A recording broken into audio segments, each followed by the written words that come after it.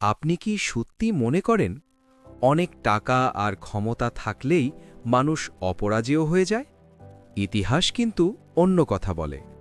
সমুদ্রের বুকে দাঁড়িয়ে থাকা বিশাল জাহাজ ডুবিয়ে দিতে কখনো কখনো কামান লাগে না, একটা ছোট্ট ফুটোই যথেষ্ট। আজ আমি আপনাকে এমন এক মানুষের গল্প শোনাব যার দম্ভ আকাশ ছুঁয়েছিল, যে বিশ্বাস করত পৃথিবীর সব কিছুই কেনা যায়, মানুষ, সম্মান, নীরবতা, সব কিছু। কিন্তু এক মনীষীর নীরব কয়েকটি কথা কিভাবে তার পুরো জীবনকে ধুলোয় মিশিয়ে দিয়েছিল, তা জানলে আপনি কথা বলার আগে নিশ্চয়ই দুবার ভাববেন। প্রাচীন মগধ সাম্রাজ্যের এক প্রান্তে বাস করত বিক্রমজিৎ। পেশায় সে ছিল এক অতুলনীয় বণিক। তার বাণিজ্য তরণী ৭ সমুদ্র পাড়ি দিত। রত্ন, মশলা, স্বর্ণ সবই ছিল তার নিয়ন্ত্রণে। তার অট্টালিকা ছিল রাজপ্রাসাদের চেয়েও বেশি জাঁকজমকপূর্ণ। কিন্তু বিক্রমজিতের আসল সমস্যা ছিল অন্য জায়গায়। সে মনে করত পৃথিবীর প্রতিটি মানুষকেই দাম দিয়ে কেনা যায়। তার কথা বলার ভঙ্গি ছিল তীরের মতো ধারালো, যে তীর শরীরে নয়, সরাসরি মানুষের আত্মসম্মানে আঘাত করত। এক মনীষী বলেছিলেন, আগুনে পুড়ে যাওয়া বন আবার সবুজ হয়, কিন্তু কটু কথায় তৈরি হওয়া ক্ষত কখনো পুরোপুরি সারে না। এই সত্যটা বিক্রমজিৎ জানত না, আর জানত বলেই হয়তো এড়িয়ে যেত। একদিন বিক্রমজিৎ তার রত্ন বোঝাই কাফেলা নিয়ে এক দুর্গম পাহাড়ি পথ পেরোচ্ছিল। সেই পথে এক জীর্ণ কুটিরে বাস করতেন এক আচার্য।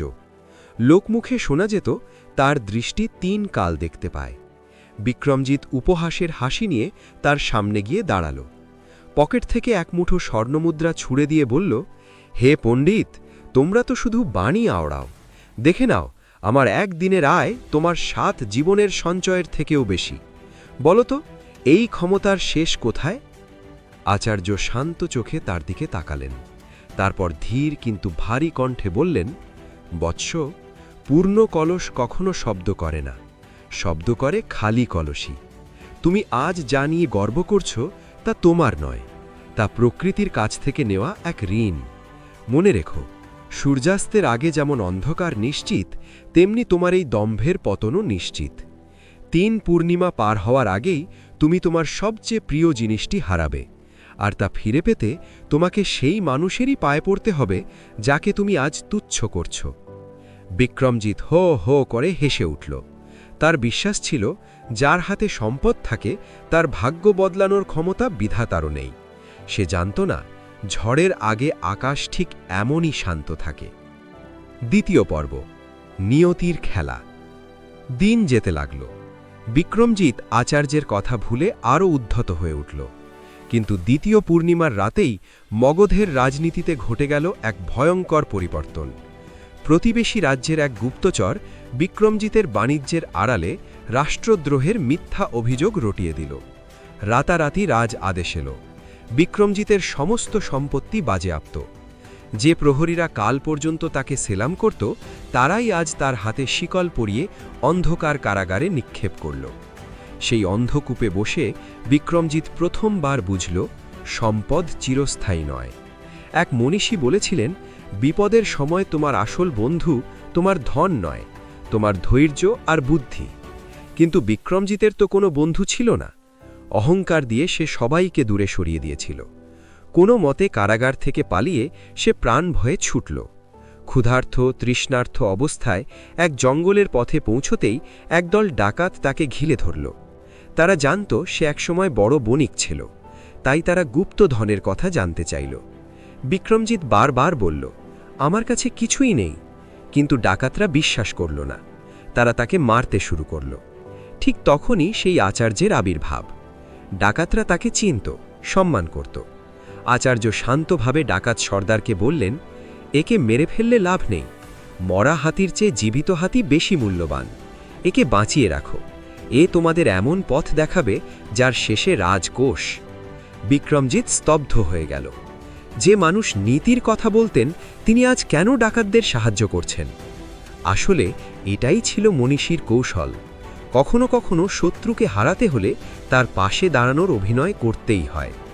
তৃতীয় পর্ব, জীবনের চূড়ান্ত শিক্ষা। ডাকাতরা বিক্রমজিৎকে এক গুহায় বন্দি করল। রাতে আচার্য একা এসে তার সামনে দাঁড়ালেন। বিক্রমজিৎ তার পায়ে পড়ে কাঁদতে লাগল। বলল, আমার সব দম্ভ ভেঙে গেছে, আমি ভুল করেছি, এখন আমি কি করব? আচার্য বললেন, তুমি এখনও হারছ, কারণ তুমি পরিস্থিতিকে জেদ দিয়ে নিয়ন্ত্রণ করতে চাইছ। শোনো, সিংহ যখন দুপা পিছিয়ে যায় তা ভয়ের জন্য নয়, তা বড় আঘাতের প্রস্তুতির জন্য। এখন পিছু হটো, ডাকাতদের বিশ্বাস অর্জন করো, তাদের মধ্যে বিভেদ তৈরি করো, আর সত্যটা রাজার কাছে পৌঁছে দাও। শত্রু যখন নিজের ঘরে ব্যস্ত থাকে তখনই বাইরে থেকে আঘাত করার সময়। বিক্রমজিৎ একে একে সব করল। ডাকাতদের মধ্যে সন্দেহ ঢুকল, তারা নিজেদের মধ্যেই লড়াই শুরু করল। অন্যদিকে আচার্যের মাধ্যমে রাজা সত্য জানতে পারলেন। রাজবাহিনী এসে ডাকাতদের দমন করল। বিক্রমজিৎ মুক্তি পেল, কিন্তু সে আর আগের মানুষ রইল না। সে বুঝে গিয়েছিল, ক্ষমতা মানে অন্যকে দাবিয়ে রাখা নয়, ক্ষমতা মানে নিজেকে জয় করা। সে তার সম্পদের বড় অংশ প্রজাদের কল্যাণে দান করে দিল। শেষবার আচার্যের কাছে গিয়ে সে মাথা নত করল। আচার্য বললেন, বৎস, সাপ বিষহীন হলেও ফড়া তোলে, যাতে কেউ তাকে দুর্বল না ভাবে, কিন্তু সেই ফড়া যেন অহংকারের না হয়, হোক আত্মরক্ষার। বুদ্ধিমান মানুষ সবসময় মেঘের আড়ালে থাকে। বিদ্যুৎ চমকায় ঠিকই, কিন্তু অকারণে গর্জন করে না।